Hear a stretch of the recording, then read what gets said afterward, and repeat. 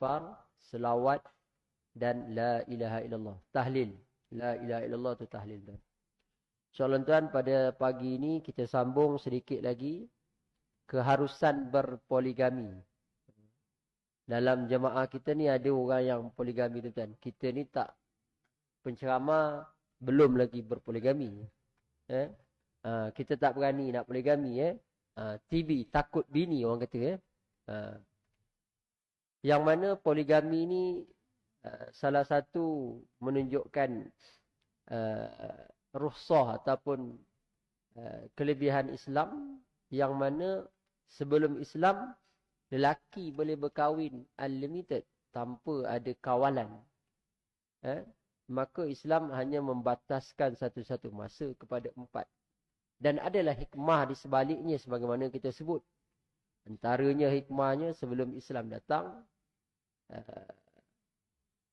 manusia ni ataupun lelaki-lelaki ini dia lebih diberikan kelebihan ke atas perempuan lebih lah. Tetapi lebih itu kadang-kadang tanpa ada syarat dan sebagainya. Dan yang kedua kita sebut, ada lelaki-lelaki yang tidak puas dan tidak mencukupi dengan seorang isteri. Maka Islam mengambil kira juga faktor tersebut. Dan yang ketiga, pembahagian tugas yang dilakukan oleh dua jantina supaya setiap mereka ini menjalankan tanggungjawab rumah tangga, yang menjadikan laki-laki ini lebih terdedah kepada kematian berbanding perempuan. Sebab laki-laki ini keluar, dia mencari nafkah. Jadi menyebabkan perempuan lebih hidup lama daripada laki-laki. Itu tuan-tuan boleh tengoklah sendiri. Dan pada pagi ini kita sambung tuan-tuan. Yang keempat, iaitulah masyarakat manusia ini boleh mengalami kekurangan kaum laki-laki secara drastik. Dia boleh kekurangan ya. Sebagaimana yang berlaku disebabkan peperangan ataupun musibah. Dan sekiranya lelaki tidak dibenarkan untuk berkahwin lebih daripada satu, maka akan ramailah perempuan tanpa suami untuk melindungi mereka. Tapi dalam konteks Malaysia tak adalah alasan kenapa nak kahwin ni sebab perang ni. Tak adalah. Kita aman tuan-tuan.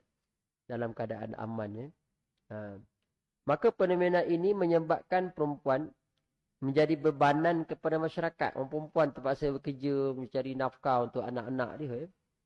Dan mereka mungkin akan menjadi sumber fitnah, kejahatan, godaan terhadap masyarakat.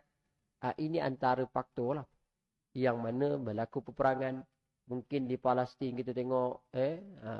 Jadi budaya kahwin lebih itu sesuai untuk memberi komitmen tanggungjawab kepada anak-anak yatim yang mereka jaga. Maka sejarah telah membuktikan bagaimana berlaku dalam peperangan dunia kedua 1939 hingga 1945 Masihi.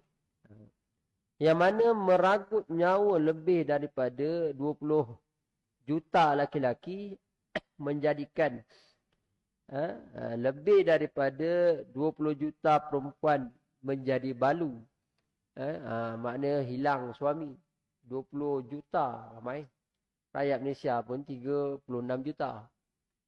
Contohlah. Maka situasi ketika begitu teruk, sehingga seorang perempuan mempunyai suami merasakan dia mendapat satu harta yang tiada tandingan nilainya. Itu contoh macam itulah. Maka kalau kita tengok wanita Jerman telah mengadakan satu demonstrasi besar-besaran meminta supaya dibenarkan poligami. Ini dalam masyarakat mereka lah. Sehingga kerajaan Jerman